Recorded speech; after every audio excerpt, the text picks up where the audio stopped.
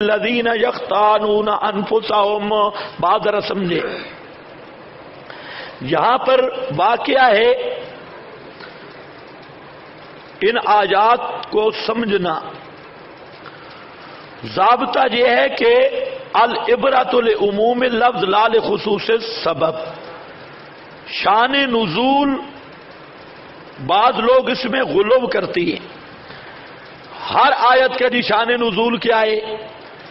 پھر اسباب النزول پر جتنی کتب ہیں اکثر روایات قلبی اور سدی کی ہے. سن رہے ہو میری بات؟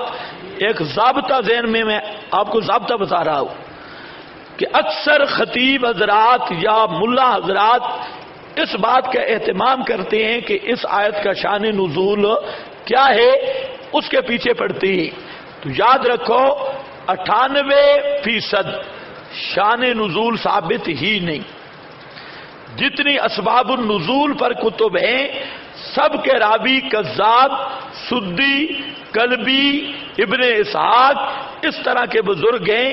تو شان نزول کا ثبوت بہت کم ہے. دوسری طرف وہ لوگ ہیں جو بالکل شان نزول کے ہی منکر ہیں، جیسے عباسی ٹولہ ہے یا پرویزی ٹولہ ہے یا قادیانی ٹولہ ہے، تو وہ شان نزول کا بالکل اعتبار نہیں کرتے. دو فریق، ایک تو ہر آیت کے پیچھے پڑے ہوئے ہیں شان نزول شان نزول شان نزول، اس پہ بند کرتے ہیں. اس کے مد مقابل وہ لوگ ہیں جو شان نزول کا بالکل اعتبار نہیں کرتے اور اپنی ترتیب پہ چلتے ہیں. اصل جو مسئلہ ہے کہ بعض آیات قرآن کریم کی وہ ہیں کہ جن کا فہم شان نزول پہ موقوف ہے. کچھ سمجھ گئے یا نہیں سمجھ گئے؟ بعض آیات وہ ہیں قرآن کی کہ اگر شان نزول آپ کے ذہن میں نہ ہو تو وہ ایسے سمجھ نہیں آئیں گی. مثلا جیسے واقعہ افک ہے. واقعہ افک حضرت عائشہ صدیقہ رضی اللہ تعالی عنہا کا جو واقعہ پر قرآن کریم سورہ نور آئی، اگر آپ شان نزول آپ کو معلوم نہیں تو آپ الفاظ سے آیت نہیں سمجھ سکتے. اسی طرح ایک یہ مقام بھی ہے، جب تک شان نزول نہیں آپ سمجھیں گے تو آیات حل نہیں ہوں گی، آپ کو معلوم نہیں ہوگا. تو چند ایسے مقامات موجود ہیں کہ آیت کا سمجھنا شان نزول پر موقوف ہے. اس کا شان نزول سنن ترمذی میں ہے، اور یہ آیات تب حل ہوں گی کہ شان نزول سمجھیں گے. آپ یہ ضابطہ سمجھ گئے یا نہیں؟ دونوں نظریے جو ہیں افراد تفرید پہ مبنی ہیں. مسئلہ کے اعتدال حق یہ ہے کہ بعض آیات موقوف ہیں، شان نزول آئے تو وہ سمجھ آئیں گی ورنہ نہیں، لیکن سب آیات نہیں. یہ آیت بھی اس قبیل سے ہے. اب ذرا دیکھو،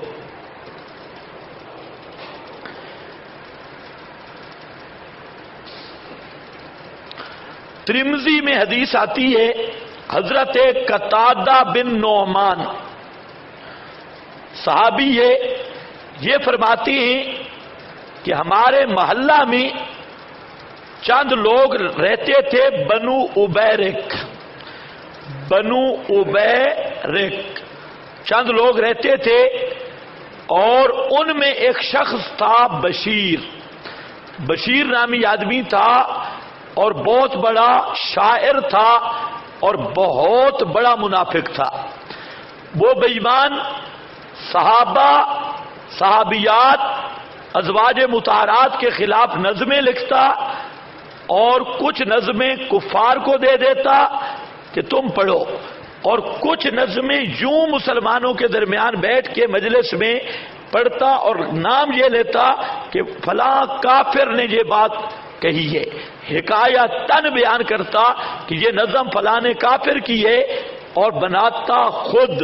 تو بدنامی کا ایک طریقہ یہ بھی ہوتا ہے کہ آپ کسی کے بارے میں گفتگو کریں کسی دوسرے کا نام لے کر. مثلا آپ کہیں زید کہہ رہا تھا کہ یہ آدمی بڑا بے ایمان ہے، زید کہہ رہا تھا کہ یہ آدمی فلاں ہے. تو زید نے تو پتہ نہیں کہا ہے کہ نہیں، اس نے تو کہا ہے نا. اس بات کو سمجھو دوستو بزرگوں، یہ منافقین کی یہ بھی چال ہے کہ ہمیشہ کہیں گے میں تو نہیں کہتا، فلانا اس کے بارے میں یوں کہہ رہا تھا. تو یہ بھی ایک نفاق کی چال ہے، اور آج کل یہ چال ہوتی ہے. آپ کے پاس بیٹھیں گے اور آپ کو کہیں گے یار میں تو کہتا ہوں کہ یہ بہت نیک آدمی، بڑا بزرگ، فلانا آدمی بڑا بزرگ ہے، نیک ہے، لیکن فلاں آدمی اس کے متعلق یوں کہہ رہا تھا، فلانا آدمی یوں کہہ رہا تھا. اب وہ فلانا نہیں کہہ رہا، یہ خود کہہ رہا ہے. اگر فلانے نے کہا بھی ہے تو اس کی اشاعت یہ خود کر رہا ہے. تو وہ بھی اسی طرح تھا، اشعار کہتا اور کہتا کہ یہ فلانے آدمی کے اشعار ہیں، اور جس میں حجم کرتا تھا. تو خیر صحابہ کرام سمجھ بھی جاتے تھے. تو فرماتی ہیں حضرت قتادہ کہ میرا چچا تھا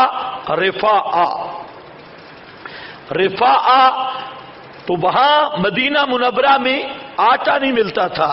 لوگ گوشت وغیرہ، اپنا گوشت یا کھجور وغیرہ پہ گزارا کرتے، تو آٹے کا نام و نشان بھی نہیں تھا.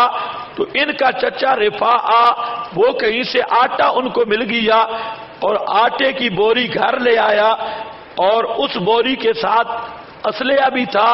وہ بوری بھی سٹور اور کمرے میں رکھ دی. تو بشیر نامی منافق رات کو آیا اور اس نے کمرے کو پیچھے سے نقب لگائی اور بوری آٹے کی بھی لے گیا اور تلوار بھی لے گیا. آپ کی بھی کچھ چوریاں تو نہیں ہو رہی؟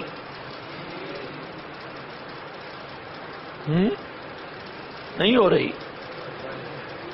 کمال، ایک آدھ تو خیر ہے. ہاں بھئی خیال کرو اپنے بھی اردا گرد. چوری بہرحال ہو گئی. تو حضرت قتادہ کہتی ہیں ہم بڑے پریشان ہوئے. ہم نے جب تحقیق کی تو لوگوں نے ہمیں بتایا کہ یہ جو بنو عبیرک ہیں، رات ان کے ہاں لیٹنگ ہو رہی تھی، کوئی روشنی ووشنی تھی. تو کہتے ہیں کہ ہم ان کے پاس گئے تو ہم نے جب ان کا احوال دیکھا تو ہم سمجھ گئے بھئی چوری تو انہوں نے کی ہے. حضرت قتادہ کہتے ہیں میں نبی پاک علیہ السلام کے پاس چلا گیا. میں نے کہا یا رسول اللہ اس طرح ہمارا مال سامان پڑا تھا اور رات کو چوری ہو گیا، اور ہمیں یقین ہے کہ یہ چوری بنو عبیرک کے بشیر نامی آدمی نے کی ہے. تو وہ وہاں پہنچا. ادھر جو بنو عبیرک تھے اور بشیر تھا، اس نے ایک مسلمان نیک صحابی تھا، اس کے ذمہ لگا دیا. لبید بن سال اس کا نام تھا. اس نے کہا بشیر نے کہ یہ چوری لبید بن سال نے کی ہے. لبید بن سال رضی اللہ تعالی عنہ نے کی. تو لبید نے جب سنا اس نے تلوار اٹھائی. اس نے کہا میں چوری کی سب کی گردنیں اتار دوں گا، اس پر گواہی لاؤ. تو نہیں جی معذرت، جی معذرت، ہم نے ویسے بات کی ہے اندازہ، بہرحال ہم نہیں کہتے. نبی پاک علیہ السلام کے پاس پہنچ گئے.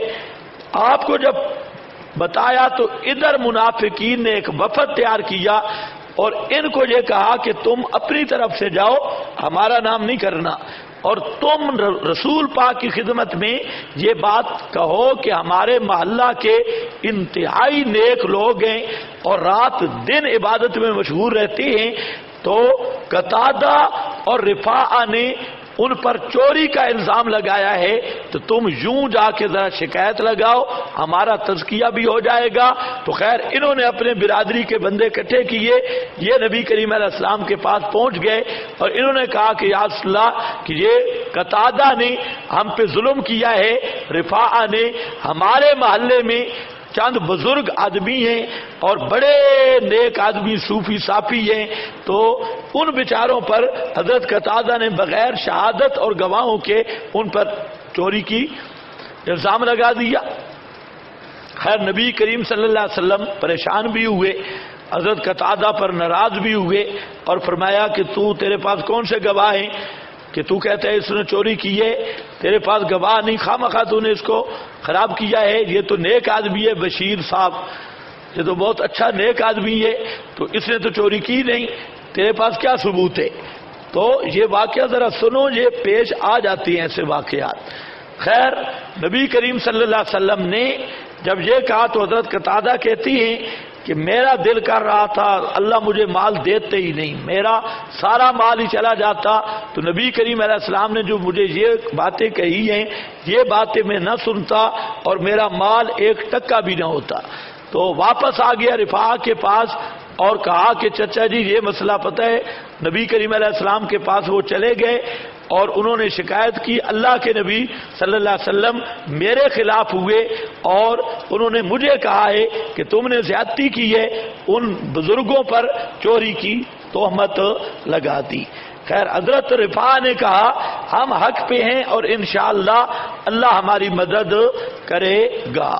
یہ تو وہاں پر نبی علیہ الصلوۃ والسلام ابھی بیٹھے تھے، یہ آیات آئیں انا انزلنا الیک الکتاب بالحق، تو آپ صلی اللہ علیہ وسلم نے ان کو بلایا اور فرمایا کہ اللہ نے فیصلہ کر دیا ہے رفاع کے حق میں اور بشیر نامی منافق کے خلاف، اور وہ جو لبید بن سال تھا اس کی بھی اللہ نے صفائی دی ہے، اور قتادہ کی صداقت بھی بیان کی ہے، اور وہ جو منافق تھا اس کا الزام بھی قرآن نے ثابت کیا، تو وہ منافق پھر بھاگ گیا۔ جب ہاتھ کاٹنے کا باری آئی تو وہ مکہ میں چلا گیا، اور مکہ میں ایک رات وہ چوری کر رہا تھا تو اوپر سے پتھر گرا اور اس کے سر پہ لگا، تو لوگوں نے دیکھا زخمی بھی ہو گیا، وہ نقب لگا رہا تھا تو پکڑا گیا۔ خیر لوگوں نے کافی مارا، پھر وہ ایک قافلے کے ساتھ چلا گیا اور راستے میں چوری کی تو قافلہ والوں نے اس کو مار کر وہاں ہی دفن کر دیا۔ تو یہ چوری والی ختم نہیں ہوتی، تو اس نے آخر بھی چوری کی۔ خیر یہاں پر اب یہ واقعہ ذہن میں رکھ کے آیات آئیں گی، وَلَا تَكُنْ لِلْخَائِنِينَ، مت ہو واسطے دغا باز کے طرفدار۔ یہ دغا باز کون تھے؟ بنو عبیرک، وہ بشیر نامی، اور دوسری روایات میں توما اس کا نام آیا ہے، توما وہ ان کا طرفدار نہ ہو۔ واستغفر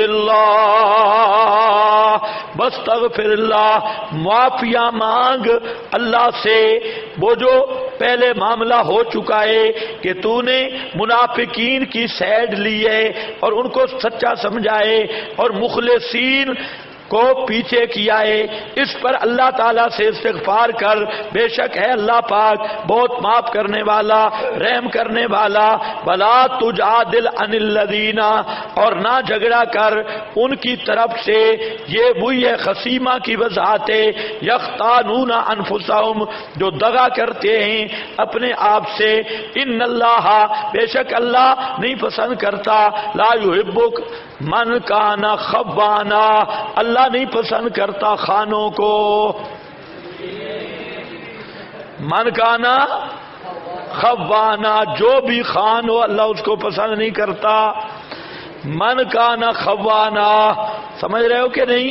خوانا اللہ نہیں پسند کرتا، خوان بڑے خائن کو، اسیما بدکار کو، چھپتے ہیں، چھپنا چاہتے ہیں، من الناس سے، لوگوں سے، اور نہیں چھپ سکتے اللہ سے، اور اللہ پاک یہ بہوبہ علت ہے، اور اللہ پاک ساتھ ان کے ہیں جب وہ رات کے وقت، جب کہ رات کو مشورے کر رہے ہوتے ہیں، ما لا، وہ جو نہیں راضی، من القول، کوئی اچھی باتیں نہیں ہوتی، کوئی مرضی قول نہیں ہوتا، وکانا، اور ہے اللہ پاک بما یعملون محیطا، جو یہ عمل کر رہے ہیں گھیرنے والا۔ اے وہ لوگوں جدال کیا تم نے، جھگڑا کیا ہے، انہم اس سے، ان سے، فی الحیات الدنیا، دنیا کی زندگی میں، فمن یعنی دفاع کیا تم نے ان کا دنیا کی زندگی میں۔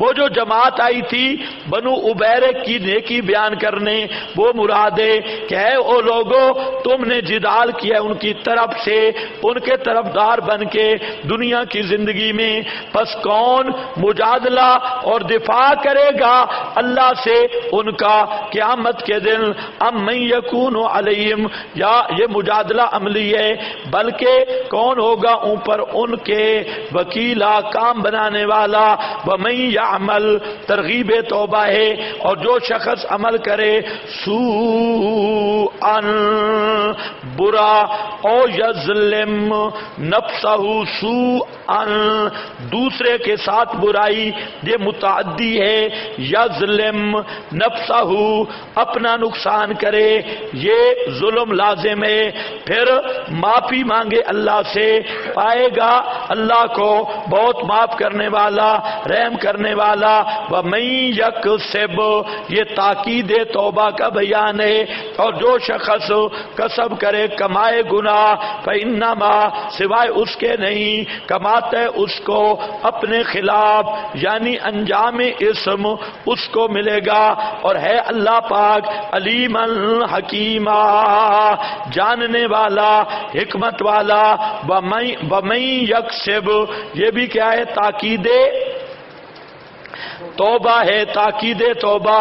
وَمَن یکسب، اور جو شخص، جو انسان کمائے خطیہ، چھوٹا گناہ، او اسما، یا بڑا گناہ، پھر تہمت مار دے اس کو، یعنی نسبت کر دے اس گناہ کی کسی بے گناہ پر، جیسے منافقوں نے لبید ابن سال کے ذمہ لگا دیا، فقد احتمل بہتانا و اسما مبینا، پس تحقیق اس نے اٹھایا بہت بڑا بہتان اور گناہ واضح، یعنی ایک آدمی گناہ کرتا ہے چھوٹا یا بڑا، اور کسی بری اور کسی بے گناہ کے ذمے لگا دیتا ہے، اس نے بہتان اور اس میں مبین اٹھایا۔ اگر نہ ہوتا، یہ امتنان الہی ہے، اگر نہ ہوتا فضل اللہ پاک کا اس مقدمہ میں اوپر تیرے اور رحمت اللہ پاک کی، تو اس کی جزا مقدر ہے۔ لولا فضل اللہ علیک ورحمتہ لأضلوک، یہ جزا مقدر ہے، اگر اللہ کا فضل اور رحمت نہ ہوتی تو بہکا دیتے وہ منافق، بھلوا دیتے آپ کو وہ منافق سیدھے راہ سے۔ لہمت طائفۃ منہم، البتہ ہمت، ارادہ کر لیا ایک جماعت نے، منہم، ان میں سے، چالاک لوگوں کا، ان یضلوک، یہ کہ بھلوا دے میں تجھ کو، اور نہیں بھلوا دیتے، تم نہیں بھلوا سکتے، الا انفسہم، مگر اپنے آپ کو، وما یضرونک، اور نہیں نقصان دے سکتے تجھ کو کچھ بھی۔ اور نازل کیا اللہ نے اوپر تیرے کتاب والحکمہ، وعلمک ما لم تکن تعلم، ما لم تکن تعلم۔ اب کوئی ماں سمجھ آئی؟ یہ پچھلا سارا واقعہ جو چوری والا ہے، یہ اللہ نے تجھ پہ کتاب اتاری، وَأَنزَلَ اللَّهُ عَلَيْكَ الْكِتَابَ، اور نازل کی اللہ پاک نے اوپر تیرے الکتاب، الکتاب والحکمہ، اور کیا جناب؟ حکمت۔ یہ حکمت کیا ہے؟ فہم قرآن۔ اللہ فرماتے ہیں کتاب بھی نازل کی اور کتاب کا فہم بھی نازل کیا، کتاب بھی نازل کی اور کتاب کا فہم بھی نازل کیا۔ تو معلوم ہوتا ہے بیان القرآن یہ منزل من اللہ ہے، انا علینا بیانا، بیان القرآن یہ منزل من اللہ ہے، اس میں رد ہے پرویزیت اور منکرین حدیث کا۔ وعلمک ما لم تکن تعلم، اور سکھلایا تجھ کو ما لم، یہ ما مبہم ہے، یہ ماں کیا ہے؟ مبہم ہے۔ ابن عباس، مقاتل وغیرہ سب کہتے ہیں کہ ماں سے مراد وہ چوری والا واقعہ ہے جو پہلے بنو عبیرک کی چوری کا واقعہ پیش آیا، یہ وہی واقعہ ہے۔ تو ماں کا ابہام وہی واقعہ، ہم نے سکھا بتلا دیا آپ کو وہ واقعہ، لم تکن تعلم، جو آپ نہیں جانتے تھے۔ وکان فضل اللہ، اور ہے اللہ اللہ پاک کا اوپر تیرے فضل بہت بڑا. شروع بھی دیکھو اسی طرح ہے. فلولا فضل اللہ علیک ورحمتہ، اب فرمایا وکان فضل اللہ علیک عظیما. تو آیت کا صاف مطلب ہے کہ میرے پیغمبر آپ اس واقعہ کو نہیں جانتے تھے، ہم نے آپ کو بتایا اور آپ منافقین کے چکر سے بچ گئے. یہ اللہ کا آپ پر احسان ہوا. باقی بریلویوں کا جو زور ہے اس آیت پر گفتگو علم الغیب میں ہو چکی ہے. علمک ما لم تکن تعلم، اگر اس ماں کو عام مانو، میں نے کیا کہا کہ ماں مبہم ہے، اور حضرت ابن عباس نے یہی بات کی، تابعین صحابہ نے، کہ جہاں ماں مبہم ہے، اور مبہم کی کیا ہوتی ہے تعجین، اور تعجین انہوں نے کی یہی واقعہ بنو ابیرک کی چوری والا، سرقہ والا. تقریباً سب مفسرین نے اس چیز کو اسی کو لیا، اور سیاق بھی یہی ہے. اور اگر ماں کو عام مانے تو پھر بھی کوئی مسئلہ نہیں. ماں عام ہے لیکن عام مخصوص منہ البعض ہے، اور اس میں مخصص کون سی چیزیں ہیں؟ لا عالم الغیبہ، لو کنت عالم الغیبہ للہ غیب السماوات، ان اللہ عندہ علم الساعہ عندہ مفاتیح الغیب قالوا لا علم لنا. یہ ساری آیات اس کے لیے مخصص ہیں. تو ماں سے مرادیں احکام اور وہ اخبار غیبیہ جو مناسب شان ہیں. جو مناسب شان پھر بھی کوئی بات بن سکتی بریلویوں یا اہل بدعت کی کوئی بات بن سکتی نہیں ہے. ہاں باقی میں نے وہاں بتا دیا تھا کہ ہر جگہ پہ ماں عام نہیں ہوتی. یعلمکم ما لم تکونوا تعلمون بھی ہے، علمتم ما لم تعلموا انتم ولا آباؤکم بھی ہے. اس طرح کی اور بھی ہیں. ان لکم ما سألتموہ بھی ہے، اور بہت ساری ماں موجود ہیں، لیکن بریلویوں والی ماں کسی ایک نے بھی نہیں لی. ما لم تکن تعلم، جو آپ نہیں جانتے تھے. وکان فضل اللہ، اور ہے فضل اللہ پاک کا اوپر تیرے، عظیما، بہت بڑا.